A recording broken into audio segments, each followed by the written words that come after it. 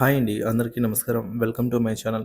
ఈ వీడియోలో ఏపీ ప్రభుత్వ ఉద్యోగులకు గ్రాట్యుటీ చెల్లింపులు సో, మీకు ఎవరికి ఎంత వస్తుంది? మీకెంత వస్తుందనేది ఈ వీడియోలో తెలుసుకుందాం. వీడియోని ఎక్కడే గానీ స్కిప్ చేయకుండా ఎండ్ వరకు చూడండి. అప్పుడే ఇన్ఫర్మేషన్ పూర్తిగా అర్థమవుతుంది. వీడియో చూస్తున్న ప్రతి ఒక్కరు వీడియోకి లైక్ చేయండి ఫ్రెండ్స్. ఈ వీడియోని తోటి ఉద్యోగ మిత్రులతో అయితే షేర్ చేయండి. కొత్తగా మన ఛానల్ చూస్తున్నవారు సబ్స్క్రైబ్ చేసుకోకుంటే వెంటనే మన ఛానల్ అయితే సబ్స్క్రైబ్ చేసుకోండి. దీని ద్వారా నేను చేసే లేటెస్ట్ వీడియోస్ అన్నీ మీ వరకు రీచ్ అవుతాయి. ఇక ఆలస్యం చేయకుండా వివరాల్లోకి అయితే వెళ్ళిపోదాము. ముందుగా గ్రాట్యుటీ గురించి గ్రాట్యుటీ అంటే ఏంటి అనేది తెలుసుకుందాము. గ్రాట్యుటీ గురించి పూర్తి వివరాలండి. గ్రాట్యుటీ అంటే ఒక ఉద్యోగి ప్రభుత్వం లేదా ప్రైవేట్ రంగ సంస్థలో సుదీర్ఘకాలంగా సేవలు అందించిన తర్వాత అతని సేవలను గుర్తించేందుకు ఉద్యోగి లేదా అతని కుటుంబానికి అందించే ఆర్థిక లబ్ధి, దీన్ని గ్రాట్యుటీ అంటాము. ఇది ఉద్యోగి సేవలకు గౌరవ సూచికగా పదవి విరమణ అంటే రిటైర్మెంట్, మరణం లేదా అనుకోని పరిస్థితుల్లో అందజేయబడుతుందన్నమాట. సో, ఇది ఆర్థిక లబ్ధి. గరిష్టంగా గ్రాట్యుటీ పరిమితి అనేది 16,00,000గా ఉందండి ప్రస్తుతానికి. గ్రాట్యుటీ రకాలు మరియు వివరాలు. గ్రాట్యుటీ అనేది మనకు ఎన్ని రకాలుగా ఉందో తెలుసుకుందాం. గ్రాట్యుటీ 3 రకాలుగా అయితే విభజించవచ్చు. అవి ఏంటంటే రిటైర్మెంట్ గ్రాట్యుటీ.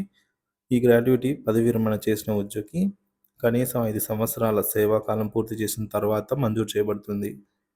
రెండోది యాంటిసిపేటరీ గ్రాట్యుటీ. పదవి విరమణ తర్వాత పెన్షన్ లేదా పెన్షన్ ఆధారిత మొత్తాల మంజూరులో ఆలస్యమైతే ఉద్యోగికి రావాల్సిన మొత్తాల్లో 80% వరకు ముందుగానే అందజేయవచ్చు. దీన్ని మనం యాంటిసిపేటరీ గ్రాట్యుటీ అంటాం. మూడోది డెత్ గ్రాట్యుటీ.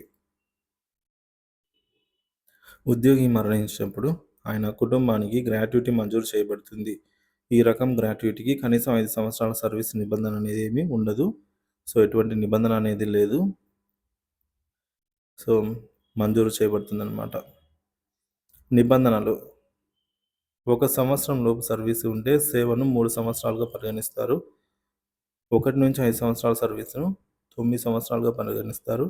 5 సంవత్సరాల సర్వీసును 18 సంవత్సరాలుగా అయితే పరిగణిస్తారు. ఇవి నిబంధనలు. ఇక గ్రాట్యుటీ లెక్కించడానికి ఒక ఫార్ములా అయితే ఉందండి. గ్రాట్యుటీ చెల్లించేందుకు ఈ ఫార్ములాను అయితే ఉపయోగిస్తారు.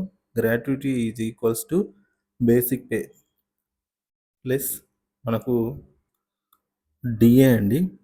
So, DA into service half years అంటాము. సో, సర్వీస్ హాఫ్ ఇయర్స్ అనేది ఏంటి ఇప్పుడు మనం తెలుసుకుందాము. Divided by 4. సో, ఇది మొత్తము మనకు ఫార్ములా. సో, ఈ ఫార్ములా ద్వారా అయితే మనకు ఎంత గ్రాట్యుటీ వస్తుందనేది తెలుసుకోవచ్చు. సో, ప్రతి 6 నెలలను ఒక అర్ధ సంవత్సరంగా పరిగణిస్తారు హాఫ్ ఇయర్‌గా. సో, గరిష్టంగా 66 అర్ధ సంవత్సరాలు లేదా 33 సంవత్సరాలు పరిగణలోకి తీసుకుంటారు. అంతకంటే ఎక్కువ ఉంటే తీసుకోరనమాట, మినహాయిస్తారు. సో, గరిష్టంగా 66 అర్ధ సంవత్సరాలు half years. So, half years అంటే తెలిసింది కదా ఫ్రెండ్స్. 1 సంవత్సరం సర్వీస్‌కు 2 హాఫ్ ఇయర్స్ అయితే ఉంటాయి. అట్లా. ఉదాహరణకు ఒక ఉద్యోగి 30 సంవత్సరాల 3 నెలలు సర్వీస్ పూర్తి చేశాడనుకుందాం. అతని బేసిక్ పే తెలిసింది, డిఏ తెలిసింది. సో, బేసిక్ పే, డిఏ ఈ రెండిటిని మనకు బేసిక్ పే 57,100, డిఏ అనేది 17,147 ఉన్నట్లయితే ఇప్పుడు లెక్కిద్దాం ఈ ఫార్ములా ప్రకారంగా. సో, ఫస్ట్ హాఫ్ ఇయర్స్ కనుక్కుందాం. 35 సంవత్సరాలకు 70 హాఫ్ ఇయర్స్ వస్తాయి. కానీ మనకి ఇక్కడ గరిష్టంగా 66 హాఫ్ ఇయర్స్ మాత్రమే తీసుకోవాలి. కాబట్టి 66 హాఫ్ ఇయర్స్ మాత్రమే పరిగణలోకి తీసుకుంటారు. ఇప్పుడు ఫార్ములాలో సబ్స్టిట్యూట్ చేద్దాం. సో, ఇది బేసిక్ పే అండి. ఇక్కడ మనకు ఇచ్చారు 57,100 రూపీస్. అలాగే డిఏ 17,000 సంబంధించి మనకు 17,147 రూపాయలు డిఏ ఇంటూ 66 డివైడెడ్ బై 4 అనమాట. సో, మొత్తానికి మనకు 12,24,070 రూపాయలైతే ఇతని గ్రాట్యుటీ అవుతుందన్నమాట. సేమ్ ఇదే లెక్కలో మీరు కూడా వేసుకోవచ్చండి. సో, ఈ ఉద్యోగికి మొత్తం గ్రాట్యుటీ అనేది 12,24,070 రూపాయలు వస్తుంది. గ్రాట్యుటీ లాభాలు ఉద్యోగి లేదా కుటుంబ సభ్యులకు ఆర్థిక భద్రత, ఉద్యోగ జీవితానికి గుర్తింపుగా ఆర్థిక సహాయము, కుటుంబ ఆర్థిక అవసరాలు తీర్చేందుకు ఉపయోగపడుతుంది.